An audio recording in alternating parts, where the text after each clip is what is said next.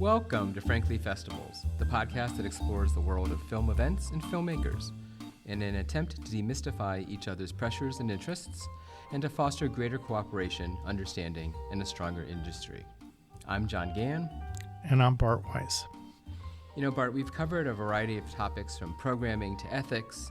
Today we're going to explore something that is rarely discussed in the open, the financial side of festivals. Yeah, we have all heard from filmmakers that festivals make a mint from submission fees. I'm sure that you have an island someplace from all those submission fees when you were running a festival. And that festival staff are wildly overpaid and wasting the millions of dollars they get from such fees. But I think the reality is quite a bit different from that illusion. And here's my cat right now. Oh. Hello. That's Bunky. Bunky, not a good time. Hey, John, take a drink of water for me, please. I don't have any because I'm in the library. Here's some carbonated water right here. That's not going to help. That would just give me the burps. Okay. So the reality is that most festivals barely net $10,000 from submission fees, and the ticket sales also only cover a fraction of theater rent, event expenses, staff pay. That's if they get paid at all.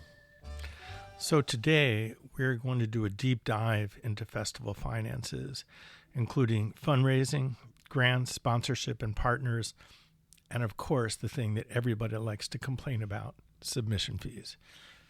Right, but first, let's talk about what's happening in the festival world. We just finished Sundance and the Berlin and a few other festivals. What have you got, Bart? Well, you know, the large festivals are kind of doing well. There are some of them. You know, if you wanted a platinum badge for South by Southwest, that would cost over $2,000. So they're raking in some money. But there are a lot of regional festivals that are really in financial trouble. Tallgrass, Oxford for a couple, but there are many, many more. I mean, John, you and I can talk about probably 20 festivals that we are worried about financially. And so that's just about money. About other festivals, about, Sundance, we still don't know where Sundance is going to be next year. And I'm kind of hoping for Cincinnati so that you can actually get an affordable place to stay while you're there, which I think would be good. And today, Slam Dance in LA is closing. And I think it's really interesting that Slam Dance has left the area first, and I wondered how well that's done. I don't know if any of you have heard anything about that. Because it's in LA, I think it's much better attended, or at least there's more people who have access to it than in Park City. And I think that's a great plan. And I think it's really kind of wonderful. And speaking of Sundance, there were a lot of panels and programs and films that used AI. I think everybody in the film world is talking about AI. There were some panels, and some of them are very good, and they are available free online. If you just go to their website, you can find them. My thoughts in general are that AI is both enabling and destructive. And if we think about the long history of filmmaking, there have always been changes in technology that have been embracing new technologies and doing things that are really good and doing really bad things. It's just the way it is. And I'm very interested in AI. I think it's really fascinating, but I do a lot of work in documentaries, and there's a real problem with documentary filmmaking and AI because documentaries work because the audience trusts that what you're seeing is real.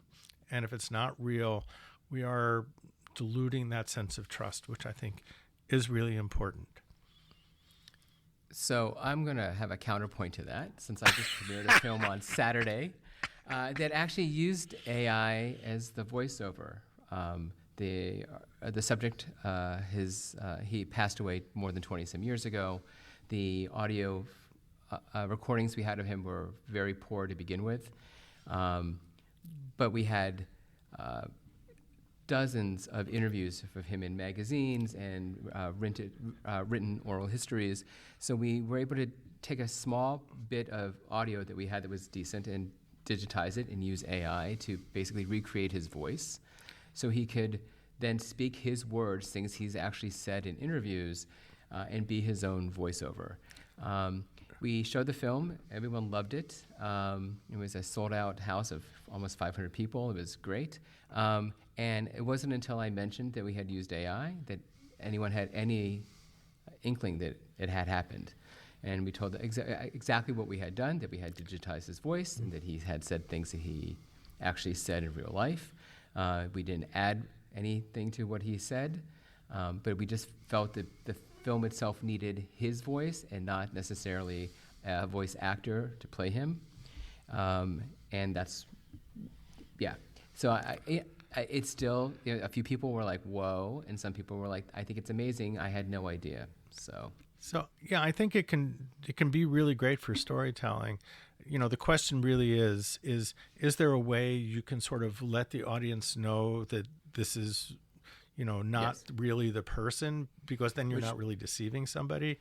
Which we did by any time we showed him speaking, it was an animation of him. So it wasn't actually him at all. It was a version of him that looked like his drawings and speaking in his voice, but that was AI generated. The animation was not AI generated. It was hand done by one of my genius friends. But that is an absolutely brilliant way to use AI in documentary filmmaking. So, and we also found it great to use for newsreels, those old-timey newsreels. Yeah. We digitized that voice. I can have them say anything. It's fantastic. But we had them, do a newsreel very specific to the subjects we needed to bring up, that we only had 15 seconds for to introduce a section. When I teach an editing class, I have them find some B-roll for something that doesn't exist by using AI, but I had them give it a brown tone or some way that made it look like it was like an idea that the audience would know it was not real. But I think these are tools we have for telling the stories that are really important. And it's, useful if there are people in the past who aren't here to sort of tell these things. I think that's great. So, okay, well, let's get on to our main discussion. Let us get on to the main discussion. On to the main discussion, money. Yes, and for this discussion about money, we have three just a really incredible guests that are going to be able to give us some insight about money and festivals. Barbara Twist, the executive director of Film Festival Alliance. Barbara, who is wonderful, is also a writer and producer of short films and features through Twist Films. She's eminent board member of the Ann Arbor Film Festival, former managing director of Art House Convergence, an organization for community-based, mission-driven cinemas. The Film Festival Alliance focuses on community education and advocacy. In her time at the Film Festival Alliance, Barbara has spearheaded a number of initiatives focused on economic impact of festivals, including a study right now which looks at film festival worker employment and compensation. So she has a lot to offer today's conversation. Barbara is amazing, and she has made FFA very important. So our second guest is Jeff Ross. I've known Jeff forever, almost 20 years. He's got a background in music, art promotion, event production. Jeff started the San Francisco Indie Fest in 1998. In the past, Jeff has worked for the San Francisco International Film Festival, the Santa Cruz Film Festival, and the San Francisco Jewish Film Festival, and has worked for Burning Man since 2006. In 2025, this year, SF Indie Fest will present 5 events: the 27th SF Independent Film Festival, the 25th SF Documentary Festival, the 21st Another Hole in the Head Genre Festival, the 8th SF Shorts Fest, and the 6th Green Film Festival of San Francisco. He is a machine, but he knows all about money and sponsors, which is why I wanted him here today. Good choice. Our final guest is Jonah Zeiger, a former deputy commissioner of the Chicago Film Office, which serves Chicago's film and television industry and community. Jonah is also producer, director, educator, programmer who has worked with various capacities in film, television, theater, higher education, and with visual and performing arts organizations producing public programming. His experience between all of these platforms make him very uniquely qualified to discuss money across these artists and industries and the film world. So welcome, everyone. I am going to say that we did invite staff from the NEA to participate, but due to the quickly ever-changing constraints of the agency, they are unable to participate. I do acknowledge that NEA funding is fundamental to most film festivals through local and state arts agencies, and directly to many through direct grant funding. I encourage everyone to do a little research to find out what's happening at the NEA and to advocate for your organization and the industry as a whole as appropriate. I just want to echo that. Anything you can do to support both the NEA, your state and local arts agencies, there's a lot of advocacy that can be done to try to support them. Without this support, a lot of this is really going to be in danger. And so we really have to be vigilant, and we have to get up off our ass and do something. Thanks for that sidebar and making us in a really great mood. I'm going to kick off this discussion with some myth busting. Okay, so Barbara, this is for you. What is the average big, huge budget of a Film Festival Alliance member? I'm so glad you asked that question, Bart. 75% of FFA member budgets are under $500,000, and 43% of that 75%, so over half there, are under $250,000 a year. For that's a total all-in operations, staffing, venue, artist fees, travel, all of that. So really the majority of our member film festivals, which I believe are fairly representative of the film festival community at large in the United States, 3/4 have budgets under $500,000. Yeah, that makes perfect sense because they're 1-week events and they don't have a lot to start with. Festivals cost a lot of money. Most festivals are able to do it with smoke and mirrors and make it look much bigger than it actually is. But the truth is, there's just not a lot of money out there for festivals. Jeff, you run 5 of them. What's your top budget and your lowest budget? So I produce all 5 festivals on less than $250,000. That's our annual budget for the whole year is a little over 200. I think I just did our 990 for last year and we were at 220 for 5 events. So basically there are 5 film festivals, but what it is really is one organization with year-round programming. Right. So I just do events quarterly. Those events are called film festivals.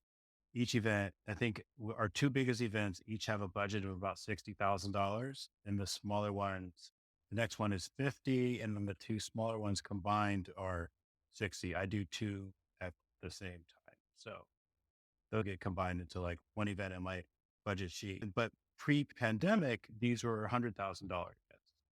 So since we reopened, they're now budgeted around 60 times 4. Anyway, that's the answer.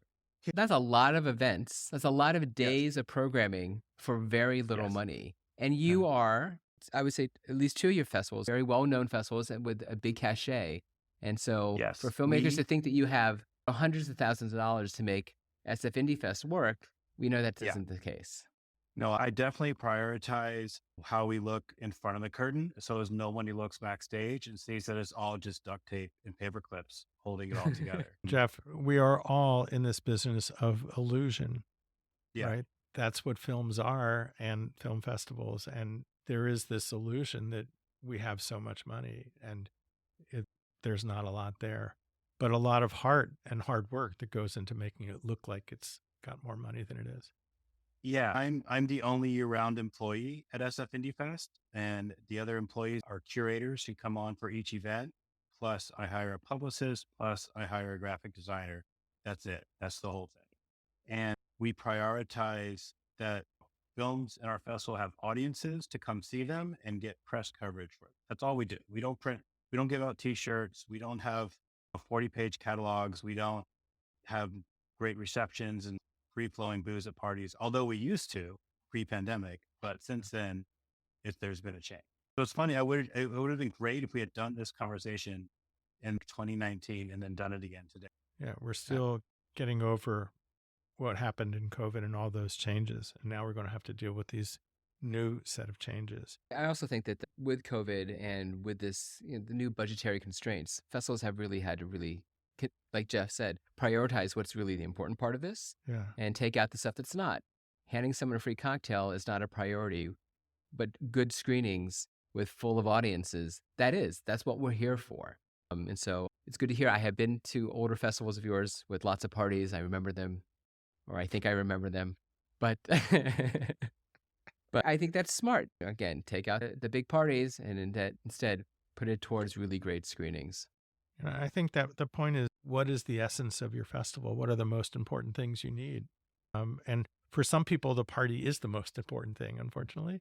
And that's what your essence of your festival is. But knowing what's the core of what you are as an identity, and that's where you put your money, not on executive compensation. Yeah, that's totally valid. I mean, there are all different kinds of festivals. Some festivals do prioritize networking opportunities, which is what the cocktail party is, really. It's Yeah. not just to Yeah. go get loaded. You're actually going to meet your colleagues. Like some festivals are great at that. So they put some resources in that. I am less great at that today. So my resources go towards providing a good screening presentation, good press coverage, and hopefully that is. So yeah, it's definitely a your mileage may vary thing, talking about funding and budgeting for film festivals, because they're also very different. So, Jonah, most film offices are chartered to support filmmaking within a city, area, or state, mostly attracting non residential production companies to bring production to that area, mostly hotels and restaurants, and to keep those things in business. How do or should film offices in your state that you're living in right now, listening to me, work with film festivals?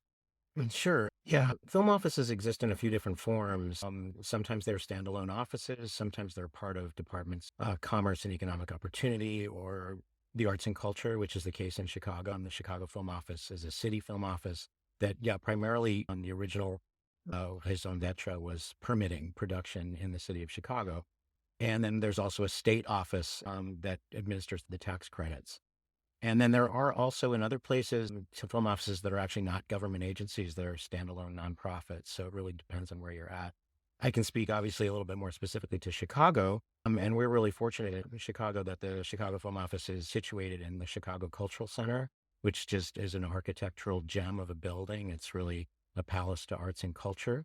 And we were, as a few of the people on the call here know, we were really fortunate to host the Index Conference this past summer with the Film Festival Alliance. Thank you, Barbara, and partner Art House Convergence. And it was just an incredible bringing together of exhibitors from both of those sectors as well as distributors. And then we did a lot of partnerships. We did a special partnership with Sundance to cap off an amazing 10 days of independent film programming. So in that respect, if you're fortunate enough to have those options, I think it's worth looking at. I think what I would bring to the conversation is more of an ecosystem mindset. And I think that's really important right now when there's so many threats to federal funding and corporate dollars and that kind of thing. I think there's going to be consolidation of entities that can't quite support themselves. And we need to think of it as a bigger sector and creating a film festival community. And that could be part of a tourism driver or a communal hub, a free place for exchange of ideas. And yeah, as Jeff was saying, like every festival is going to have its core mission and everyone has a different biggest priority. Defining what that value is that you're bringing to the community is really key. And there may be some resource dollars that, I would encourage wherever you are in the country, if there's a film office, whether it's a state film office or a municipal film office or a nonprofit, to reach out, look at their website, learn what they're doing. There may be funding opportunities. And I think more and more, they realize that supporting production is important, but if you don't have audiences, you have to do both. And especially when there is a local connection, if there was a local production that gets a film festival audience premiere nearby, that you're going to see things come full circle. And I think that a lot of festivals can get funding from local film offices, but you've got to get to know the people and know what they need and find a way to have a party or something. We always had a filmmakers breakfast that the film office sponsored. And so they got to talk and meet all these filmmakers and make a pitch to shoot in Dallas. But it is a source of income, but also they can do more than just give you money. They can give you resources. They were always good at getting us stuff to put in a bag for traveling filmmakers. And they're just partners. And we need partners. Yeah, I agree. I also think that the film offices are constantly changing also. I know that my local film office in Washington, D.C. has a very specific mission. Last week, we found out that one of our last remaining art house theaters is closing, and it was the home for the majority of film festivals in town. And everyone started to panic. And one of the first calls I made was to the film office and said, listen, I know you can't shell this out a lot for this. And obviously, we're not saving the theater because that's a whole other proposition. But what if I came on as a consultant to work with the remaining venues to figure out why they're not renting the festivals and figure out what is the pathway for them to do so that they can create more homes for the festivals in DC? Because this closing is going to have a huge impact because we have very few movie screens in Washington, D.C. to begin with, surprisingly. And when you only have 2 that rent out, and one of them is so archaic, it's like walking into the 1980s. You really need to do something here. So the film office is changing what they're doing and how they're supporting film festivals too, I think is a big thing. So, Barbara, how are festivals coping with constraining budgets? And what are some of the creative things you've heard of some members doing? I would say, on the whole, film festivals, ticket sales are rebounding from before the pandemic. So a lot of festivals, especially the smaller ones, are seeing a return to pre-pandemic numbers in terms of butts and seats and ticket sales. However, That's they're great. not necessarily seeing a return to pre-pandemic levels in sponsorship and in donation. And those areas remain challenging. A lot of donation, people have shifted to mutual aid, direct giving, and some more humanitarian crises that are going on in our world. Right. And in terms of sponsorship, there is, it's often the thing of, you offer benefits to a sponsor, the next year they come back, they want more benefits, same amount of money. And so that's just really been amped up during the pandemic. So sponsors are returning, but at lower levels. So that is definitely a challenging area. I've seen many festivals revisiting how long the festival is and wondering whether they really need to be 11 days. Could they be 7 days? If they're 5 days, could they be 3 days? So I think that that's a really important thing for festivals' longevity and sustainability, but also for filmmakers to understand that if a festival is shrinking the number of days, it's going to have to shrink the program. And so that when we think about the ecosystem, as Jonah was saying, and what our impact is, everything is impact. Festivals are impacted by every other sector.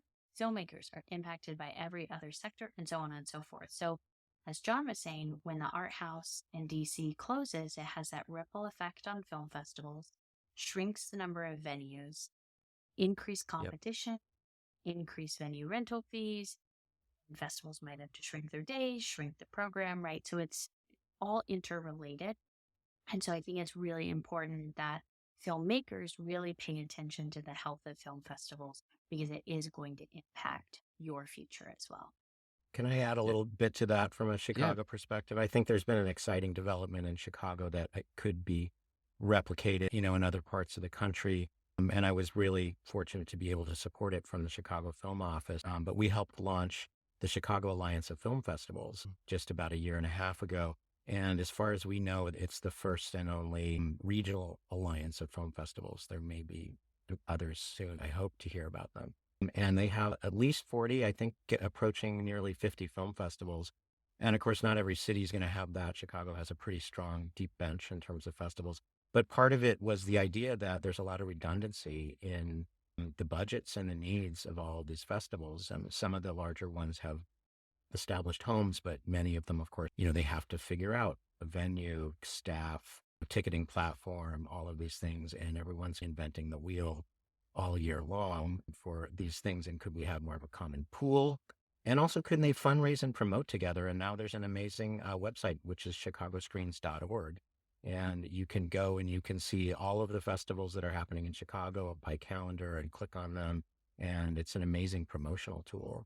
And they also have done some fundraising specifically. I was also able to help advocate for the Sundance partnership that we did. There was a give back of the ticket sale proceeds from a lot of people came out to see these Sundance premieres in Chicago, and Choose Chicago, which was our tourism agency that partnered with that, gave us $20,000 back to the festival community to redistribute to the local festivals. So there was a sense that, this is the big name that is going to get a lot of new audiences out to a film festival that might not otherwise make the effort to hear something about Sundance, but that hopefully some of the funding actually goes to the local communities that are doing all this incredibly important diverse work.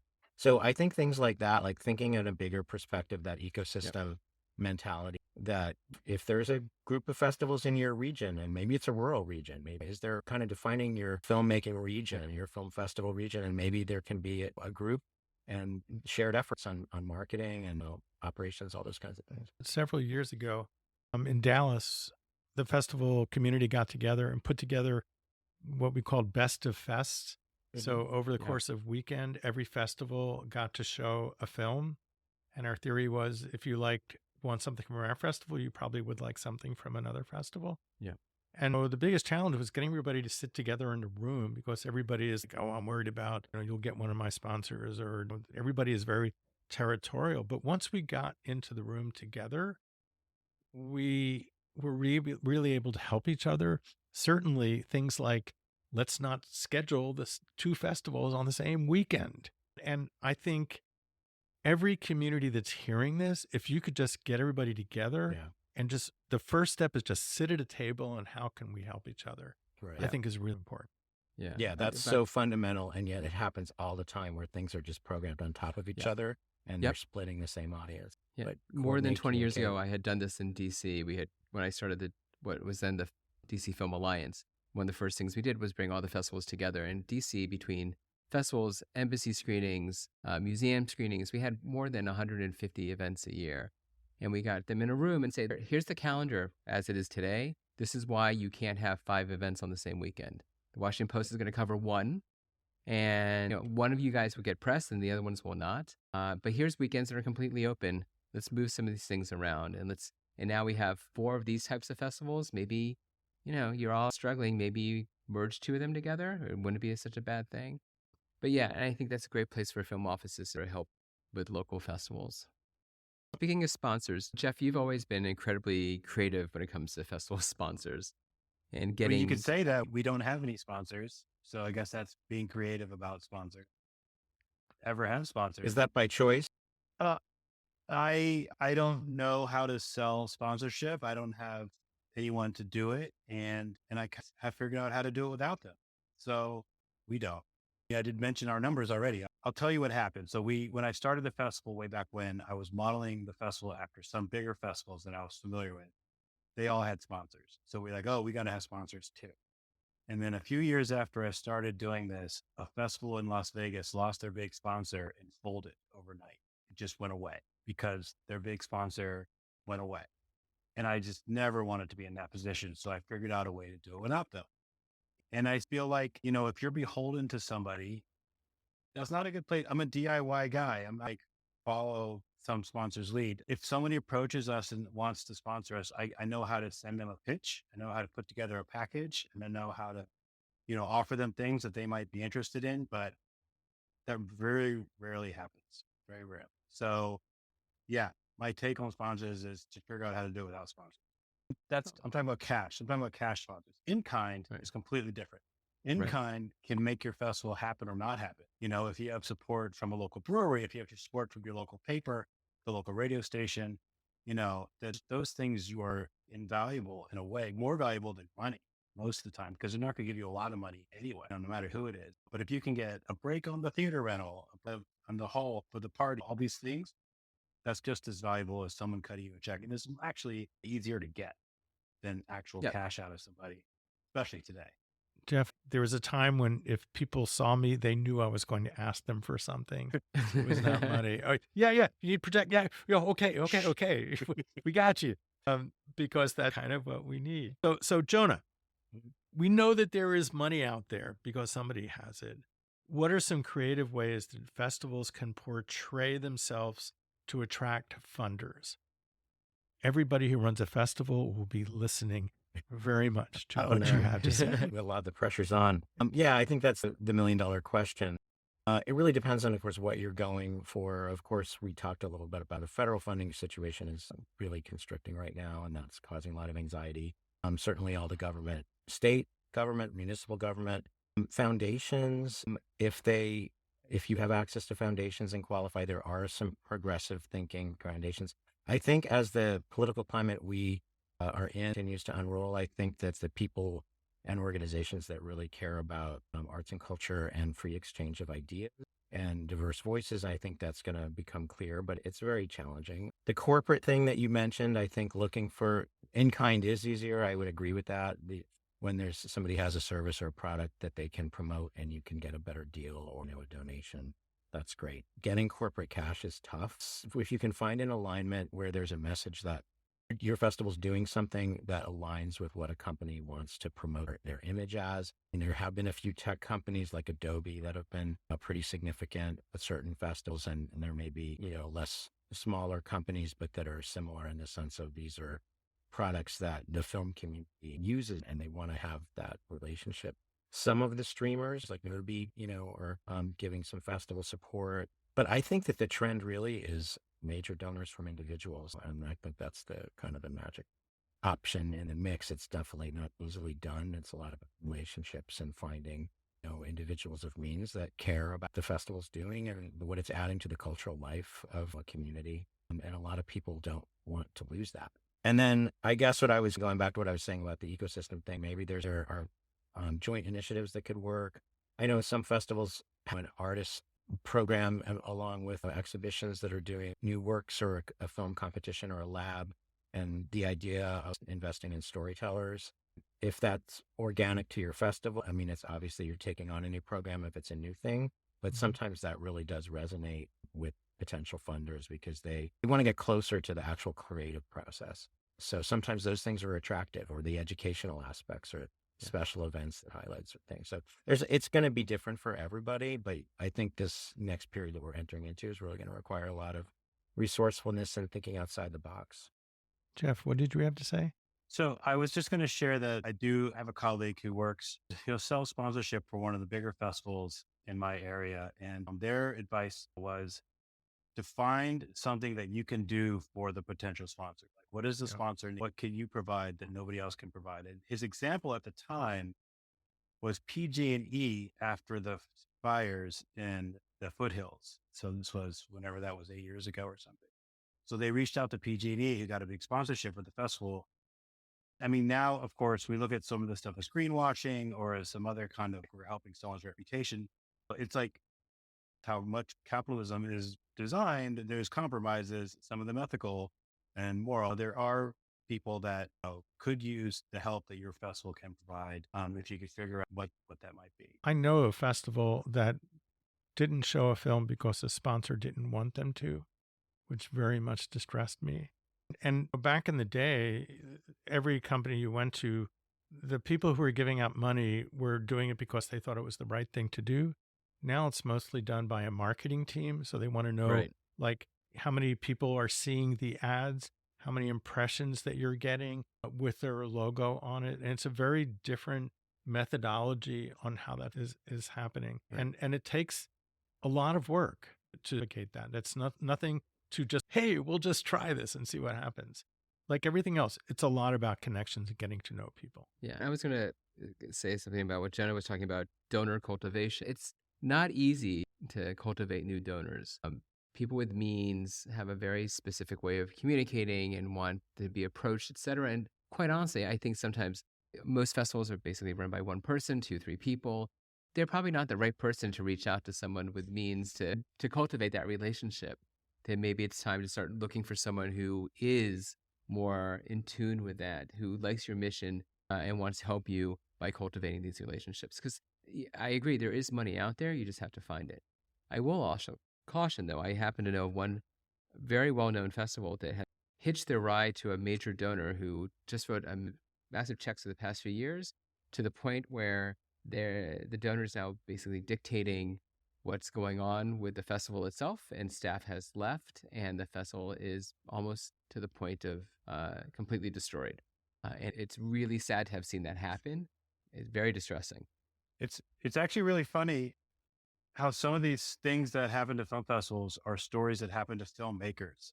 You have a producer who comes on board and as long as you cast my daughter in the role, I'll give you a bunch of money.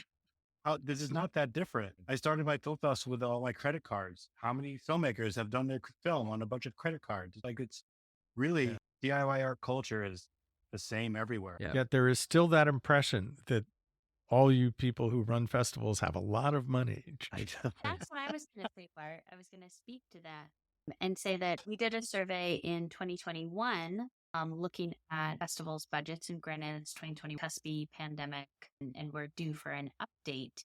But the buckets, and this tracked pretty well with a lot of pre-pandemic research that we had done, it tends to be between tickets, sponsorship, donation, merch, that type of thing. It tends to be like 20%, 20%, 20%, 20%, like pretty evenly across the board. So film festivals, for the most part, aren't necessarily over leveraged in one area. And in fact, we found that the submission fees portion, which always comes up, is on average just 7% of a festival's budget. Yeah. Barbara, you just hit up our next question. Oh. Exactly. Yeah, no. Because this is the sticking point that's really the most misunderstood among at least The biggest filmmakers. illusion that filmmakers have about film festivals. Let's talk about submission fee. What are they actually for, and why charge them at all? Jeff? Oh, me? I get this Yeah. one? Oh, great. Thanks. Well, Okay. we're all going to answer it. What are they for? They are for curation and in making the festival happen. I mean, I guess 7% of the budget coming from submission fees is astounding. Maybe that's for the multi-million-dollar festivals out there, or alternatively, the tiny ones. I mean, we're a pretty middle-range festival. We're right around that spot that you were quoting before of how many festivals are under $250,000 budget. And I would say that we're probably something more like 35-40% of the budget comes from our submission. And without them, we wouldn't be able to put the event on. And like, we also pay our curator. So the people who watch the films that come to our festival are paid arts curators. And so they're compensated for their time and their work. We might be unusual, but we don't have an army of film students watching all the films when they come in and deciding what might be shown at the festival. We actually have people who are experienced and who get paid for this. They don't get paid a lot, but they get paid. Yeah, I think every festival would say that it's crucial to making it happen. I've worked at bigger festivals that had a lot more submissions than we had and showed very few of them on screen. The money that came in from submissions was not as important for them, but it was still important. With a nonprofit, every dollar is important. Every single t-shirt sale, Right. every single small donation, everything is important because it's a challenge each and every year to make the budget balance out and to be, to make it keep going and to be able to do it again next year. That's my answer. That's very good. But most festivals have an income 1 week a year, right? Maybe you have some sponsor money coming here and there, but for the most part, most festivals make money in 1 week. And so the submission fees, which trickle in over the course of a few months, help to pay the rest of the expenses for the rest of the year. Because we all know that ticket fees don't necessarily cover the expenses of the festival either, right? It's a combination of lots of stuff. So those submission fees are important. And every time someone asks for a waiver, it's basically saying that obviously I'm taking the money out of your mouth so you can help me. And it's not really fair to festivals who really desperately, especially small festivals who really need that money. It's not a lot in the scheme of things for festivals, but it is huge to keep the lights going and the internet on and everything else for the rest of the year, or to pay your screeners. And I know we all know festivals that don't pay their screeners and use volunteers. And I think that sometimes the quality of their programming shows. And I think the quality of the programming of people who get paid and have a more vested interest to be there definitely shows up on screen. Yeah, I'll also add that if you're submitting to festivals that fit your film, you are less likely to spend hundreds, if not thousands of dollars, because you're not just submitting to every film festival you come across. So I think that research is really critical, as well as budgeting for film festival submission fees. You spend money making the film. Of course, you have to spend money getting the film out into the world. Like any good small business, right? You do your research, you do your production, and you do your distribution. So I think it's a really important piece. And festivals are giving, like, through screening fees, through cash awards, through stipends, through revenue sharing. festivals are returning some of that money back to the filmmakers who participate in the festival.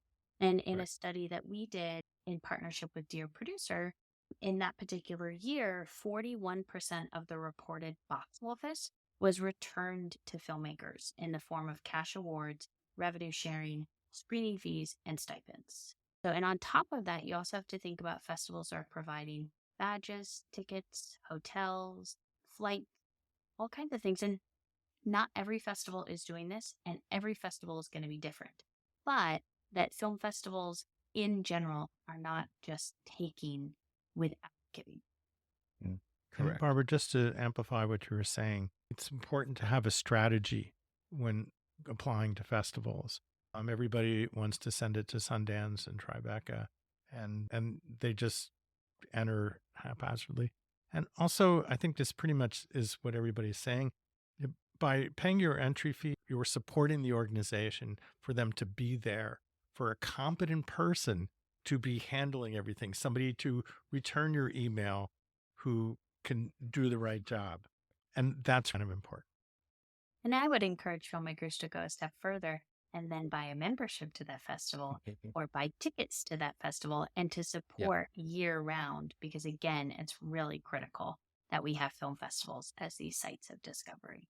Because their alternative is you put your film on YouTube and it just goes out into the world, or maybe you rent a theater yourself and show one night for your friends and family, and that's who gets to see your movie. That's the alternative, really. It's Right. either participate in the film festival system or do it yourself, and you won't have the impact you're hoping maybe to have with your film.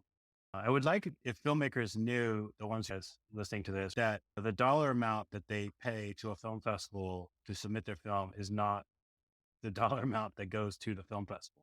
There's a lot of money taken out of that for the platforms and the services that we use to reach that filmmaker and for that filmmaker to reach us.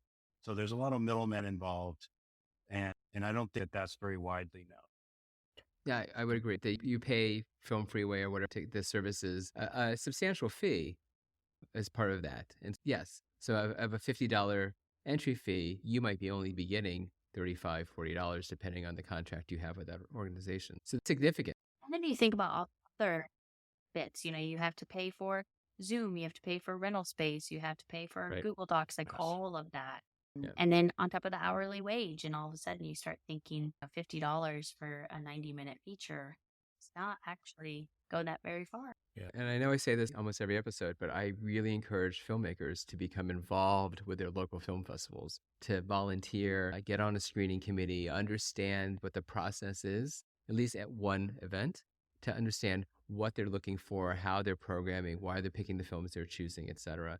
And I think that is really eye-opening for a lot of filmmakers once they start to do that and they go, oh, it's not what I thought at all. It isn't the festival director sitting there or throwing darts at a screen going, yeah, that's the one, that's the one, that's the one, or saying, oh, I'm only going to take the films of my best friends. It's about really finding a program that fits the audience you're going to have there, the audience you hope to have there, and to show the types of films that you as an organization are known for.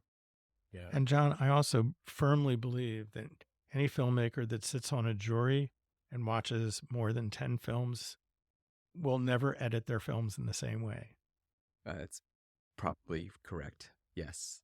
I just wanted to chime in with a couple of thoughts on this as well. I'm really into transparency of economics, and I think that it could be cool for it to become a more prevalent practice. Like what Barbara is saying is this is your submission fee goes to 7% to this, 7%, and break it down. And that makes people feel because I think when it's opaque, people just $50 for what? It's just to pay this $50.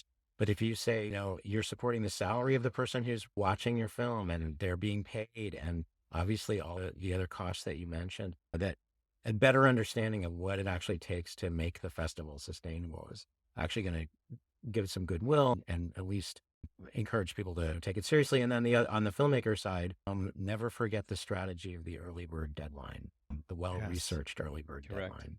Absolutely. And you have a better chance of getting in if you submit early rather than late. Quickly want to jump on Jonah's comment about transparency. and plug Film Festival Alliance, we have a film festival directory. It was born out of best practices that actually John Gans started when he was leading Film Festival Alliance, and has been shaped by many festivals over the years, and now lives as a directory where FFA members are able to opt in to share additional information about how they do programming, what awards, travel, prizes, etc. they offer, contact information, more things. It's self-reported, but it is a great place, I think, to start when you're researching film festivals, and helps give you a little bit more insight into some of them. I agree. And when you go to Film Freeway and you come up with your primary list, then go over to the FFA website and I've double checked that list against, are they a member of the FFA? Because there's a certain legitimacy to that to begin with. And then if they've opted to participate in the transparency program, just read more about what's going on behind the screen. And so that will help filmmakers make hopefully better choices, or more informed choices. I hope this discussion has helped you think differently when you submit Film Freeway. With some possible changes to the NEA at national level and also on the local regional level, with festivals not having as much money from these funds, how are your events going to respond to these changes and come up with the money that may not be coming from sources you're used to getting? Because we're all creative people and we try to find different ways to do things. Jeff, do you want to take a stab at that?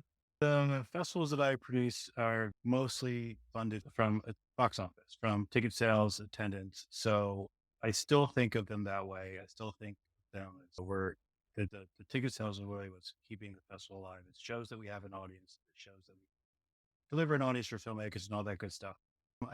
We've actually never applied for an NEA grant before the pandemic, but we did get support from the federal government during the pandemic, which inspired me to apply for an NEA grant after the pandemic, which we were declined. So I'm not really all that excited about trying to apply for an NEA grant again in the future. Anyway, we do get support from our local arts funder. Local arts funders know what the local community needs and are really supportive. And your local arts funder hopefully will support you. When I was briefly at the Santa Cruz Film Festival, I was shocked and amazed that the city of Santa Cruz did nothing at all for the local arts community. Zero support and zero funding. They didn't care. It was amazing. So the festival fizzled. I don't know if it's still going or it's propped up by volunteers. It's hard to do without any funding at all. So you have to figure that out. And we have had great success with our events or screenings focusing on local talent. We highlight local films whenever we can. They are spotlighted, get big nights. We rent the bigger theaters for them. The support of the local community for their local filmmakers is really what keeps our whole festival going. The small Euro art films that I love so much, I play in the smaller theater. And the only reason I can do that is because all these people come out to support their local. So really, I think as a regional festival, maybe this is just my perspective, but looking at your region and what your region might support is where you would start. Barbara, how do you see national funding drying up or changing, affecting festivals? Yeah, so the government is only funded through March 14th, and the administration has some really big goals for cutting federal spending. So I'm uncertain how arts funding will be skipped over in that process. So I do anticipate that we'll see some reduction in arts funding. Nothing is official yet. And so now is a great time to talk to your representatives and talk to your local arts agencies, because many state, regional, and local arts agencies receive funding from the NEA. About 50% of the NEA's funding goes out to those, which then gets subgranted out. So it is really important to follow up and say, thank you so much for this grant. It was really impactful, and here's these different ways it helped. The current oversight and leadership at the NEA is very invested in workforce development, in sort of career pathways, all of which film festivals do that work. Filmmaking does that work. It is maybe a different way than we've pitched ourselves in the past, but it is without a doubt, and I'm certain Jonah can speak to the enormous economic impact we have as a film industry on our regions. So I think that's something that we're going to have to get a little bit better talking about. And I would say that will only help us as we go back into our communities and really look for those local supporters. There are many more funding resources in our communities than maybe we're aware of. Now is the time to really go back, figure out how to hit the pavement and make those calls, make those asks. It's definitely not going to be easy, but I do think that we will be better for it. Agreed. Well said. So, in wrapping up, what do you see are going to be the most significant changes in the next 18 months or so? Obviously, whatever happens federally, but what other things you think are going to change? I think if we're smart, we will get AI to absolutely love films and film festivals. So every time you talk to Claude or ChatGPT, it's constantly encouraging you to go to your local art house and film festival. And so we all just need to log on and constantly be updating that knowledge base with how important these organizations are. Train AI on Film Fest. This is like the end of Wait, Wait, Don't Tell Me, where they come back and say, and if any of that happens, we'll talk about it next week on Wait, Wait, Don't Tell Me. I also just more realistically speaking, believe that local community is going to become even more important over the next 18 months. I do think that people will start to turn away from their devices, like isolationist online experience. I think more people will be craving community. So I think, again, there's a real opportunity for filmmakers to do screenings, bring people together. So I feel very hopeful in that way. I think it's another opportunity for us to be more creative as a community and to look at things in a different kind of way. And things change every 20 years or so, and this will be another change. I see pretty major challenges on the horizon due to the new tone from Washington. And I think that, again, going back to ecosystem, like we've been talking primarily about festivals, but I think like they exist in a larger ecosystem, not just even the film community, the filmmaking community and the film festivals, but the larger world of media, and then also the arts and also free press. And I see kind of a need to draw those connections between people that go to film festivals are likely to also listen to public media or watch public television. They're also likely to watch those things on television or streaming that are more adventurous, maybe kind of self-sorting people that are going to align with official culture and the people that are going to really fight and defend the idea that a democracy that needs to have different perspectives. And they're the people that want to be uncomfortable when they want to hear stories that don't necessarily just affirm what they already know or already experience.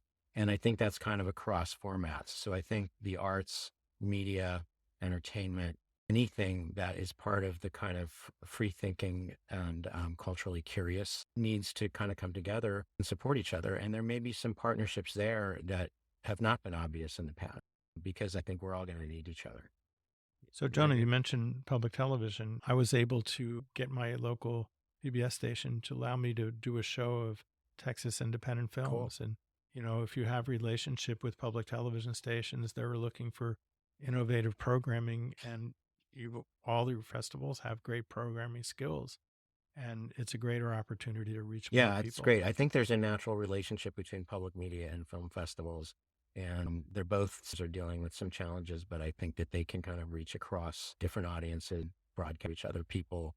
I think that film festivals can help those companies that are called a community.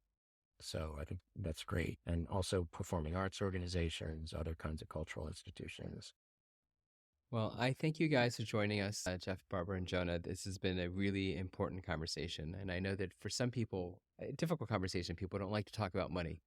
It's a critical part of how festivals run. And I think it's really important that the festivals that are listening understand how other festivals work and what their money means to them. And I think it's really important for filmmakers to understand that it's a business, it's show business, but where that money is going and how it's being used, etc. So thank you very much for your frankness.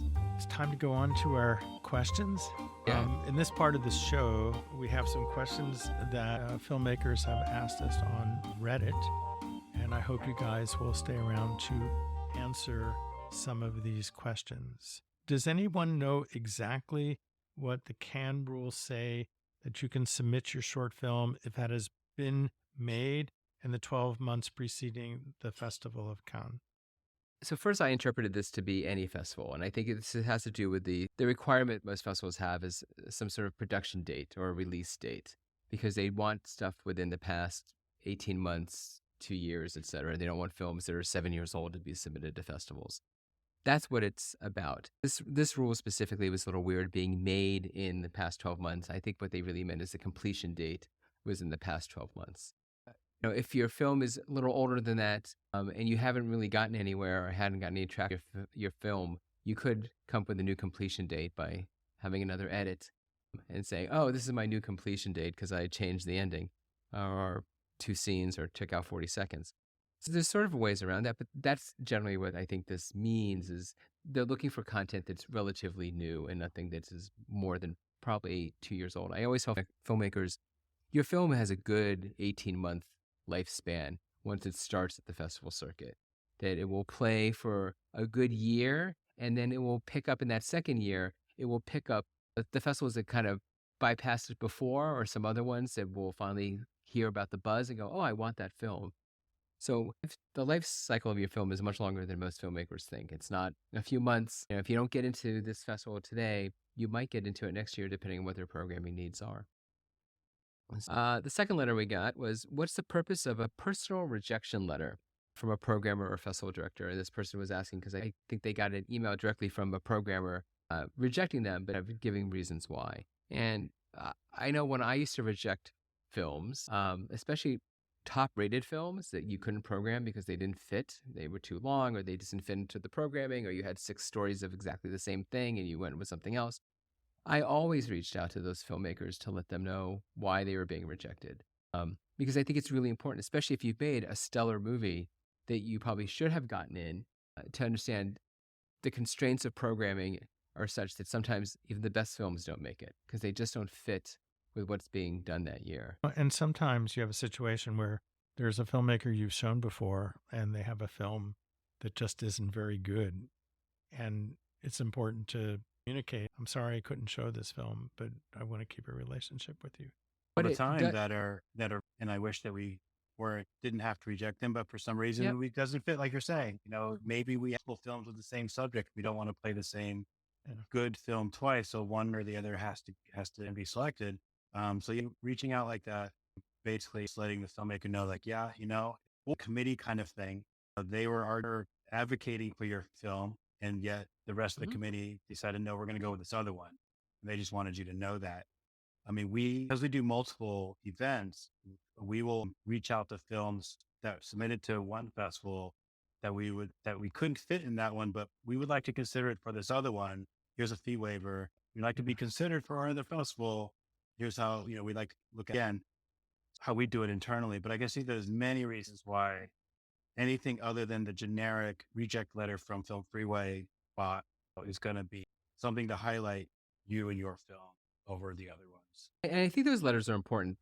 I will say, they are not endorsements usually, and it's not a second place prize. It's just a way to communicate with you that your film was exceptional, and we feel very badly about rejecting it, and hopefully with reasoning as to why. Anybody who gets a rejection letter from a festival or from anything in general, your natural inclination is to hate them, the city they came from, and everything connected to that universe. Correct. I remember this well from a festival in Baltimore.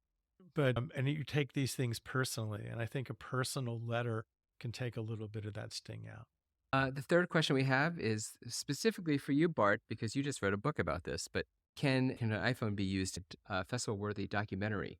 Absolutely. Yes, I do have a new book on Focal Press about making films with mobile phones, and goes back a long way to have films that have shown at Sundance and other places that have been shot with a mobile phone. And the technology has certainly gotten an awful lot better. You just have to learn how to use it well, which is a reason to buy my book.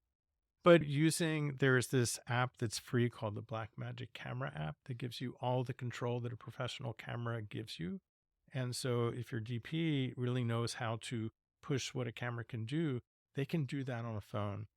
And my theory is that mobile filmmaking can give you a level of intimacy that you can't do with a larger crew. If it's just you and the actor or you and the subject of your film, you can get to emotional places that are not otherwise available in any other way. So yes, try it. And the other thing is working in mobile makes you have more fun. And we all need more fun in our lives. There you go. So get out there. Everyone has a camera in their pocket. Go out and make a movie, a good one. Okay, last question is it possible to defer until next year if a festival accepts your film? But I wouldn't recommend it. I would agree with you. I think anything is possible if you ask. But usually your film is, as we said earlier, about rejecting. The same thing is about accepting. You take a film because it speaks to an audience this year with the programming that festival is doing, that they want your film to be part of what they are messaging that year.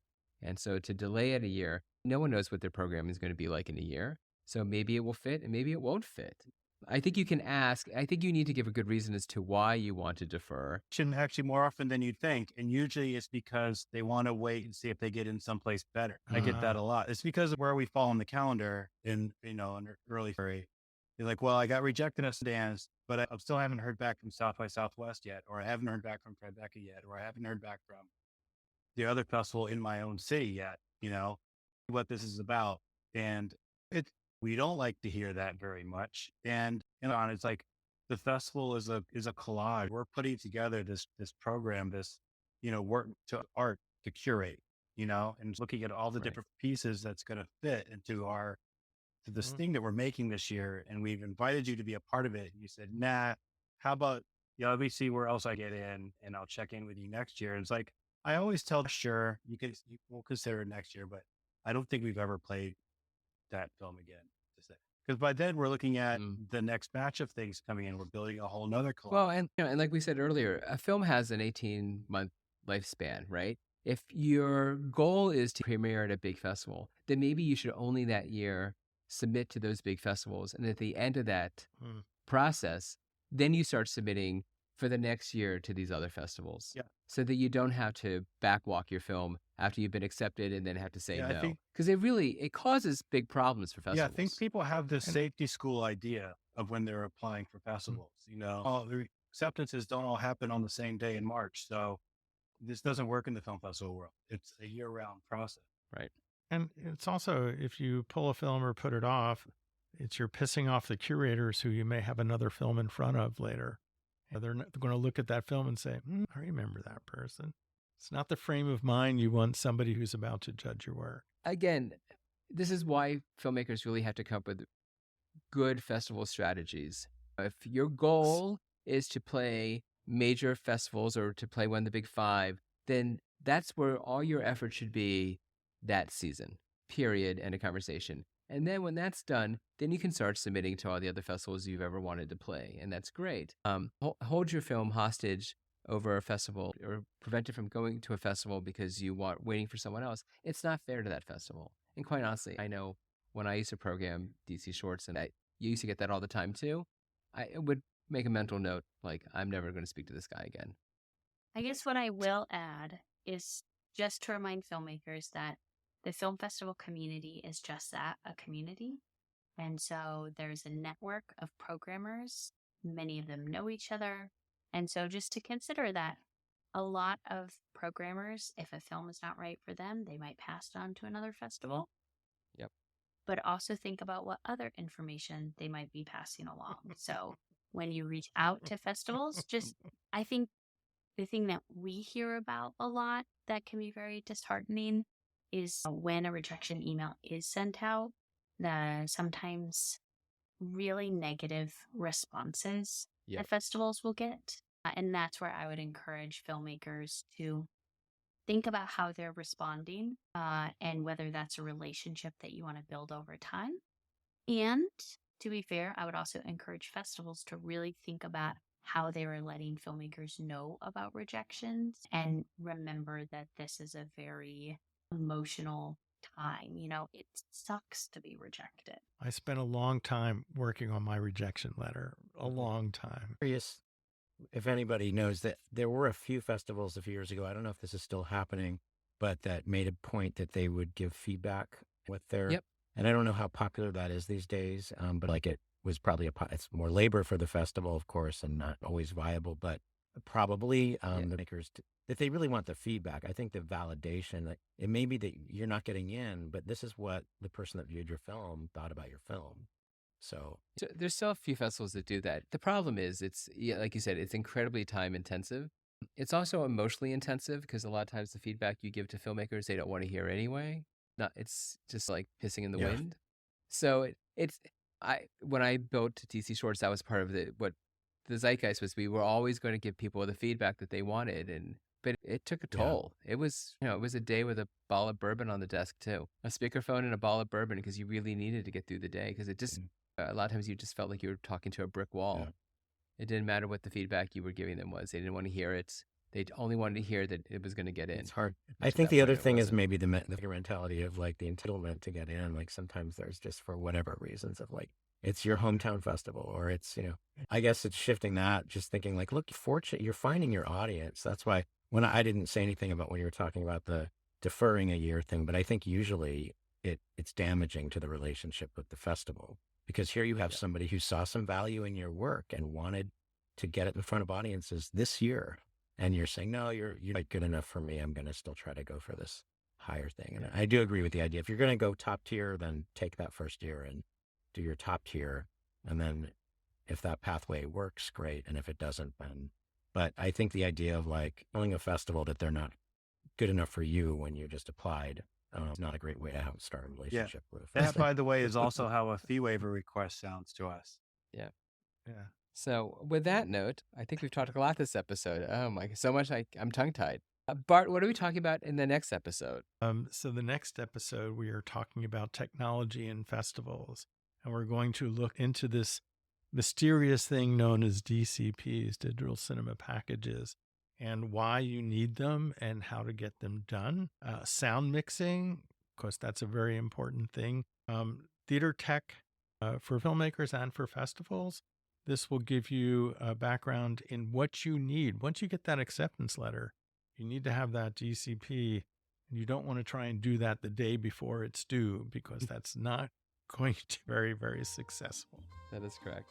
So again, thank you to Jeff, Barbara, and Jonah for joining us today. I really appreciate it. And to everyone out there, remember to subscribe to Frankly Festivals at franklyfestivals.com, on substack.com, or wherever you listen to your favorite podcasts. Also, send us your questions so we can address them at the end of every episode at franklyfestivals.com. Or we just might scrape your question off of Reddit from one of the film festival, the filmmaker boards, because I love that, because I can't stop with my Reddit. Yeah. And a huge thanks to everyone for listening and contributing to this podcast. I will leave you with these wise words, as I do every episode. There is a festival for every film, but your film is not for every festival. So with that, thank you very much and good night.